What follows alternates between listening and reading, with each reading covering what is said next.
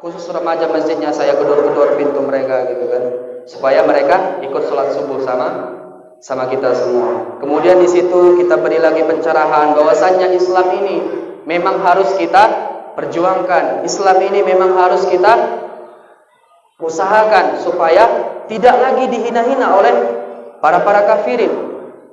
Karena mereka akan terus menggunjing kita kalau kita diam. Maka saya ajak mereka ke masjid supaya mereka terjauh daripada yang namanya narkotika atau narkoba.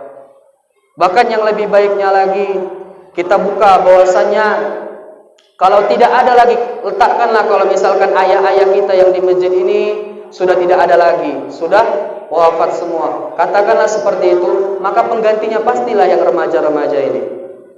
Nah, suatu saat yang wirid-wirid itu pun suatu saat bukan lagi yang tua-tua, pastilah yang muda-muda, yang memotong-motong lembu. Itu nanti pasti daripada yang muda-muda ini.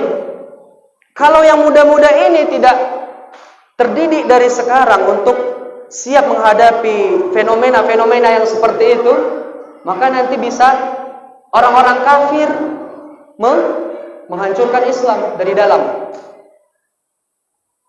Orang-orang kafir itu luar biasa Bapak dan Ibu sekalian. Mereka mempunyai ilmu Islam, bahkan mereka hafal.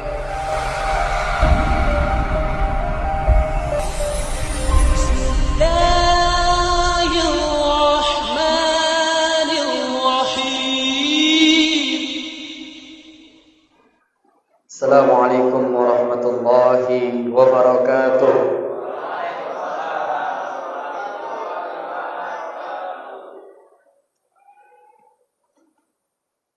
Alhamdulillahi rabbil alamin, wa bihi nasta'in ala umurid dunya waddin.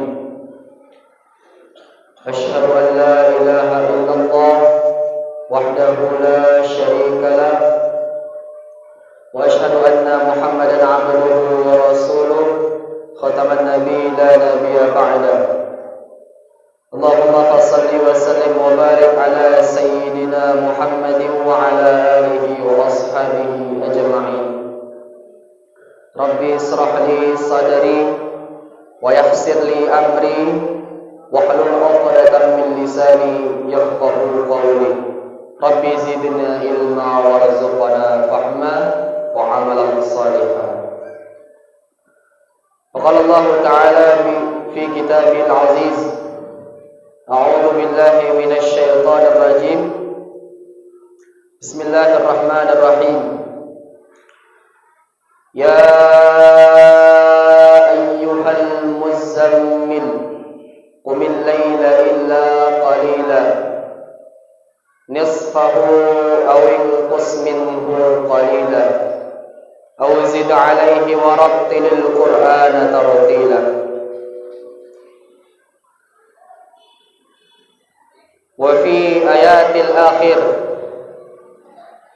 أعوذ بالله من الشيطان الرجيم إن ربك يعلم أنك تقوم أدنى من ثلثي الليل ونصفه وثلثه وطائفة من الذين معك والله يقدر الليل والنهار علم أن لن تحصوه فتاب عليكم faqra'u ma tayassara minal Qur'an.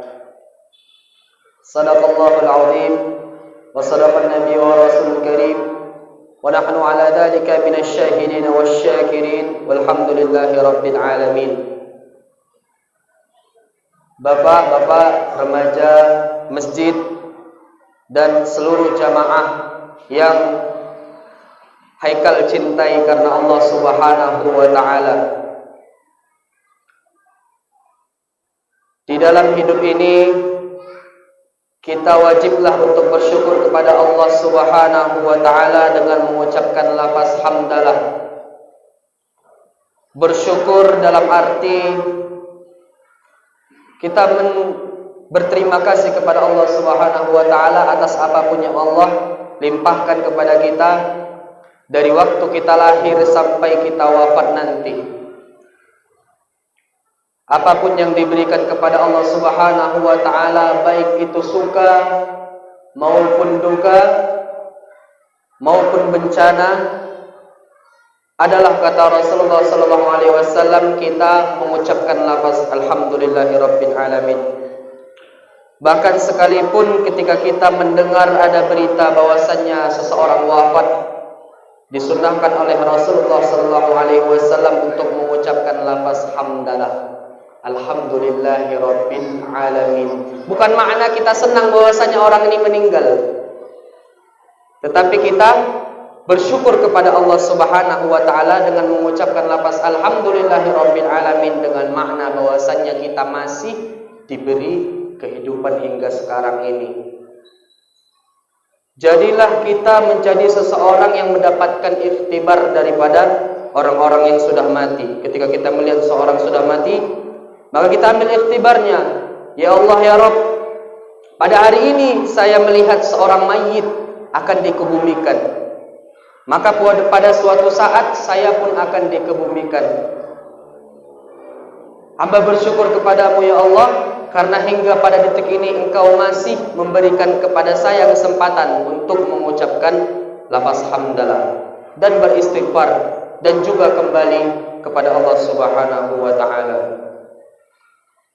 Imam Hanbal itu adalah muridnya Imam Syafi'i. Jadi pada waktu pengajiannya Imam Hanbal, maaf Bapak dan Ibu sekalian, saya juga baru belajar. Jadi mohon maaf kalau tidak bisa melawak seperti ustadz-ustadz yang lainnya. Kalau saya sudah bawa ceramah, pasti saya serius bawaannya. Seperti itu Bapak dan Ibu sekalian. Jadi pada pengajiannya Imam Hanbal ini mengatakan bahwasannya barang siapa yang mengucapkan lafaz hamdalah sebanyak apapun yang dia mampu, maka akan dikabulkan doanya. Maka ketika itu, pada saat di penghujungnya ceramahnya Imam Hanbal mengatakan seperti ini, saya ingin sekali pergi ke Habasyah, ingin sekali ke kota Habasyah. Gak tahu sebabnya, entah kenapa perasaan hatinya ini ingin sekali ke Habasyah, padahal Habasyah itu biasa aja kotanya, tapi dia ingin sekali pergi ke kota tersebut. Tidak tahu uzurnya, entah kenapa. Kemudian setelah daripada pengajiannya, dia menuruti kata hatinya. Kemudian dia pergi, benar-benar pergi untuk ke Habasyah. Di dalam perjalanannya Imam Hanbal, dia berhenti dalam suatu masjid. Yang namanya musafir, dia pasti kelelahan, butuh istirahat. Jadi dia berhenti dalam suatu masjid, tetapi dia diusir sama pengurus masjid tersebut. Wahai pemuda, yang pengurus masjid ini tidak tahu bahwasanya ini Imam Hanbal gitu kan. Wahai pemuda, kenapa engkau tidur di masjid ini? Nanti bisa kotor, kan seperti itu kan. Kalau orang tidur di masjid kan bisa kotor masjidnya. Kemudian Imam Hanbal diusir. Imam Hanbal pergi dari masjid itu. Setelah pergi dari masjid itu, jumpa lagi masjid yang lain. Kemudian dia nongkrong lagi di masjid itu, istirahat lagi. Istirahat sebentar, diusir lagi sama pengurus masjid tersebut. Setelah diusir, pergilah Imam Hanbal lagi. Setelah itu dapat lagi masjid yang ketiga. Setelah dapat masjid yang ketiga, dia pun diusir juga. Pada akhirnya di masjid yang keempat, dia istirahat di masjid yang keempat itu, dia menemui seorang pedagang roti. Nah, pedagang roti ini bertanya, yang di masjid keempat ini Imam Hanbal juga diusir. Maka tukang roti ini bertanya, wahai pemuda, kenapa engkau diusir dari masjid itu? Imam Hanbal mengatakan, saya tidak diizini. Mungkin saya nanti dapat menumpahkan najis di masjid tersebut gitu kan, menumpahkan najis air liur gitu kan. Kan tidur menumpahkan air liur gitu. Jadi diusir sama pengurus masjidnya. Seperti itu dijawab sama Imam Hanbal. Kemudian dibilanglah sama tukang roti itu, bagaimana kalau misalkan engkau wahai pemuda, tidur di rumah saya. Di rumah saya ada satu kamar, tapi kamarnya kecil, mungkin cukup untuk membaringkan badan Anda, katanya seperti itu kan. Tapi bisa untuk membaringkan badan Anda, cukuplah untuk 1 hari gitu. Ini masjid yang keempat ini sudah mau nyampe ke kota Habasyah. Masjid yang keempat ini sudah mau sampai ke kota Habasyah. Sehingga tukang roti ini mengajaklah Imam Hanbal ke rumahnya untuk beristirahat. Pergilah mereka berdua untuk ke rumah tukang roti ini. Setelah pergi, di dalam perjalanan ada orang banyak kali beli rotinya. Ada orang beli rotinya, sembari membelah rotinya ini, yang tukang roti ini sering kali mengucapkan alhamdulillah. Jadi sambil membelah roti, alhamdulillah, alhamdulillah. Ambil seli, alhamdulillah. Ambil seresnya lagi, alhamdulillah. Seres nggak ada zaman dulu ya. Selinya ada gitu. Alhamdulillah, alhamdulillah. Sambil membelah roti gitu kan. Sambil melayani para pembelinya mengucapkan alhamdulillah, alhamdulillah, alhamdulillah seperti itu. Sampai di depan pintu rumah tukang roti ini, maka Imam Hambal bertanya, heran dia.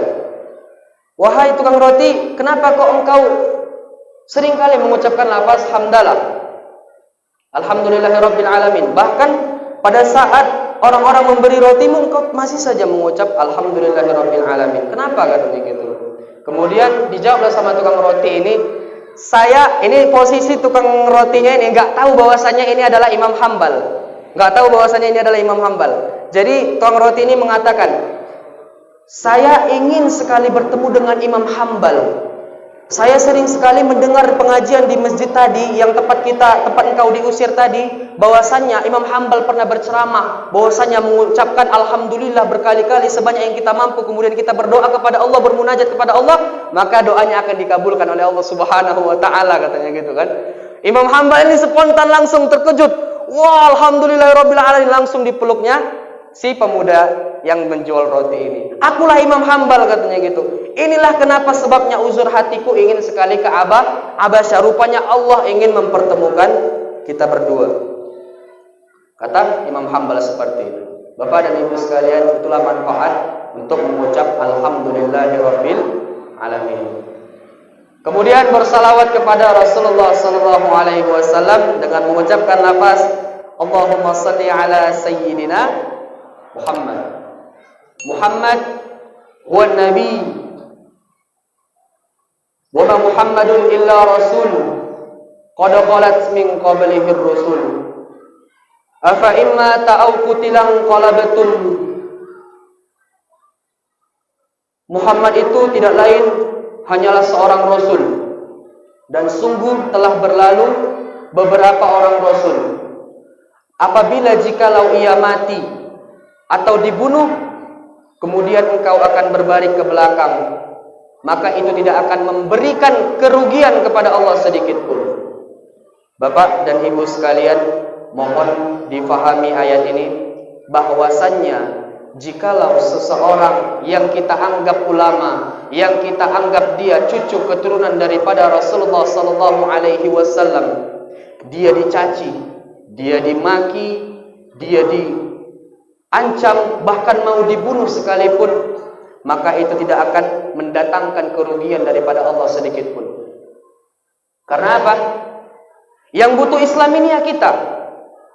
Umat Islam, umat manusia ini sangat butuh Islam, bukan Islam yang butuh umat manusia. Kata Allah Subhanahu wa taala, barang siapa yang ingin menolong agama ini, maka Allah akan juga bantu dia. Bukan dalam arti Allah membutuhkan manusia ini supaya untuk membelanya agamanya Allah. Jadi Allah tidak butuh kita. Tapi janjinya Allah itu pasti, bahwasannya suatu saat Islam ini bakalan zahir sampai ke seluruh dunia ini Islam semuanya. Tapi apakah kita bisa mengambil peran daripada untuk kebangkitan Islam tersebut? Maka saya melihat banyak sekali perubahan daripada tahun-tahun 10 tahun sebelumnya. Kalau kita lihat daripada peristiwa Al-Maidah 51, penghinaan terhadap ayat Al-Quran Al-Maidah 51, kita lihat dari situ banyak sekali kezaliman telah dimulai dari situ. Coba kita lihat lagi, kita remember lagi dari Al-Maidah 51 itu sampai sekarang, pasti berawal mulanya dari situ. Orang-orang kafir dari Al-Maidah 51 itu, peristiwa Al-Maidah 51, orang-orang kafir tidak bakalan pernah berhenti untuk menghancurkan agama Islam. Selain daripada agama Islam akan mengikuti mereka. Dan alhamdulillah sekarang kita sudah ikut kepada mereka. Buktinya bagaimana? Jarak saf sudah merenggang. Kemudian salaman lagi tidak boleh diperbolehkan. Kita anggap perkataan mereka nyata, padahal sebenarnya perkataan mereka adalah dusta. Dipaksanya kita supaya percaya kepada perkataan mereka, padahal sesungguhnya perkataan mereka adalah dusta. Maka Bapak dan Ibu sekalian, saya di sini sebagai remaja Masjid Babu Salam seringkali mengajak kepada kawan-kawan saya. Ini ada Rasya, ada Dirja, ada Ibnu, ada Agus gitu kan. Agus, ada Zahri, ada siapa lagi? Elpit. Sering sekali saya mengajak mereka kalau sudah subuh gitu kan, tapi yang dulu. Sekarang mungkin karena waktu udah sibuk, saya sudah semester 6, jadi nggak sempat lagi untuk ngajak-ngajak gedor-gedor subuh gitu kan. Tapi kalau dulu remaja masjid gitu kan, saya inisiatif gitu. Gimana supaya ini anak remaja masjid ini cinta sama masjid ini gitu kan. Cinta sama Masjid Babu Salam, seolah-olah dia itu merasa sunyi hidupnya kalau tidak sholat di Babu Salam gitu. Kalau tidak sholat dia hidupnya hampa gitu. Gimana caranya gitu kan. Jadi pada waktu tahun lalu saya subuh berjalan-jalan ke rumah-rumah, khusus remaja masjidnya, saya gedor-gedor pintu mereka gitu kan, supaya mereka ikut sholat subuh sama kita semua. Kemudian di situ kita beri lagi pencerahan bahwasannya Islam ini memang harus kita perjuangkan. Islam ini memang harus kita usahakan supaya tidak lagi dihina-hina oleh para kafirin. Karena mereka akan terus menggunjing kita kalau kita diam. Maka saya ajak mereka ke masjid supaya mereka terjauh daripada yang namanya narkotika atau narkoba. Bahkan yang lebih baiknya lagi, kita buka bahwasannya kalau tidak ada lagi, letakkanlah kalau misalkan ayah-ayah kita yang di masjid ini sudah tidak ada lagi, sudah wafat semua, katakanlah seperti itu, maka penggantinya pastilah yang remaja-remaja ini. Nah, suatu saat yang wirid-wirid itu pun suatu saat bukan lagi yang tua-tua, pastilah yang muda-muda, yang memotong-motong lembu. Itu nanti pasti daripada yang muda-muda ini. Kalau yang muda-muda ini tidak terdidik dari sekarang untuk siap menghadapi fenomena-fenomena yang seperti itu, maka nanti bisa orang-orang kafir menghancurkan Islam dari dalam. Orang-orang kafir itu luar biasa Bapak dan Ibu sekalian. Mereka mempunyai ilmu Islam, bahkan mereka hafal Quran. Mereka bisa saja menghancurkan kita setelah anak-anak remaja kita ini bermain gadget semua, bermain apalagi ya, aplikasi-aplikasi membahayakan seperti itu. Game-game gitu kan. Mereka lebih cinta lagi terhadap yang seperti itu daripada cinta terhadap masjid. Sehingga mereka pada suatu saat mereka besar nanti, mereka tidak paham bagaimana cara memandikan jenazah.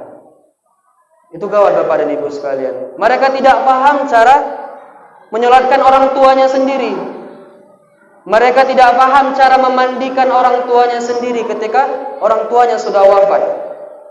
Mereka juga tidak paham bagaimana supaya menjadi suami yang baik, menjadi istri yang baik. Maka inilah menjadi awal kehancuran daripada umat Islam. Karena mereka tidak lagi cinta terhadap agama mereka, terhadap ilmu-ilmu yang sudah diberikan oleh Rasul, yang diturunkan oleh Rasul. Sudah tampak sekarang ini. Kenapa? Habib-habib kita sudah dipenjara, habib-habib kita sudah dikriminalisasi. Kita diam begitu saja dan kita tidak memperhatikan mereka. Bahkan yang paling menyakitkannya lagi, orang-orang yang dari dalam kita lah yang mengejek mereka. Para habaib. Habaib kok kayak gitu, habaib kok suka caci maki, habaib kok yang kayak gini-gini kan gitu kan.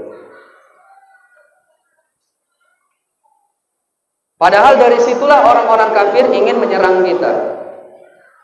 Jadi Bapak dan Ibu sekalian, saya sebagai penceramah di sini ingin mengajak daripada Bapak dan Ibu sekalian, kalau punya anak sudah remaja, sudah beranjak dewasa, suruhlah dia supaya bergabung daripada remaja masjid. Remaja masjid mana saja, pasti baik-baik.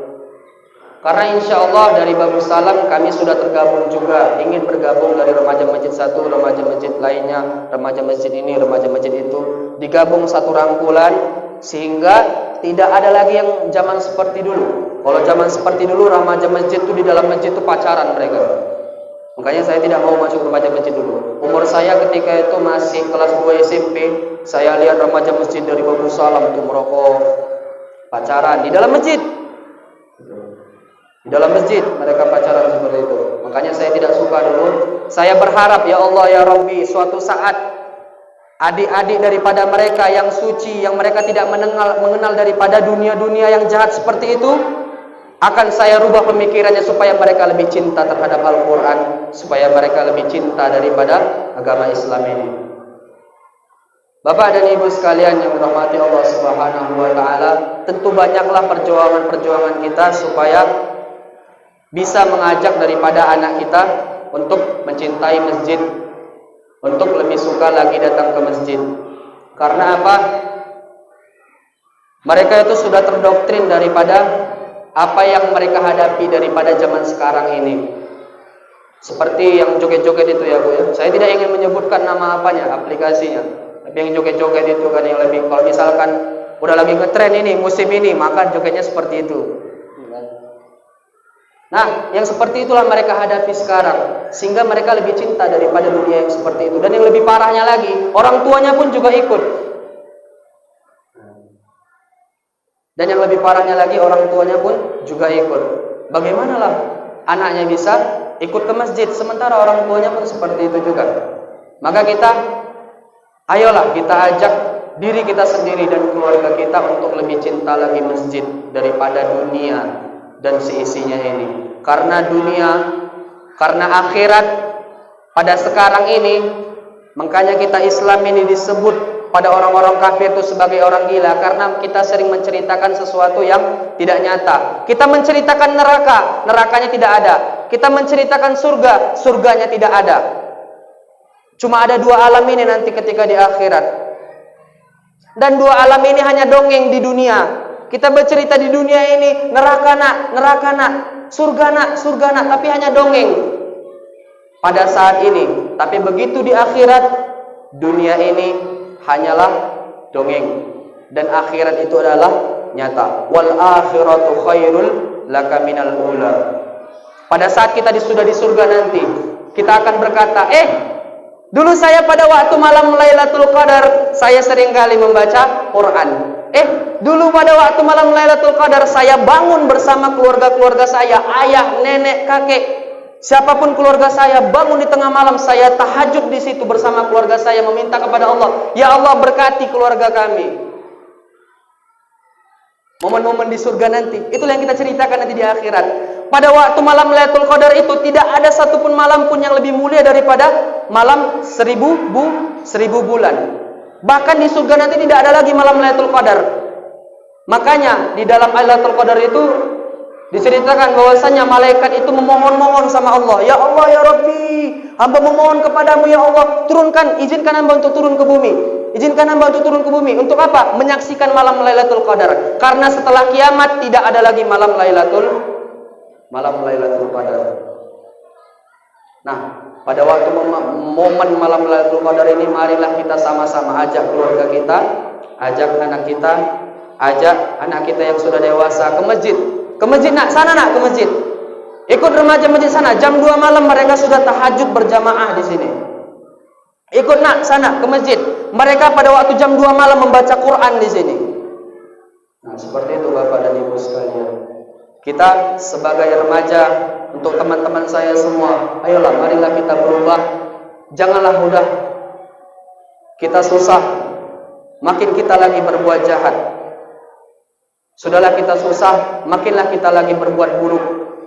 Marilah kita sama-sama untuk mencintai Al-Quran, mencintai masjid kita. Karena suatu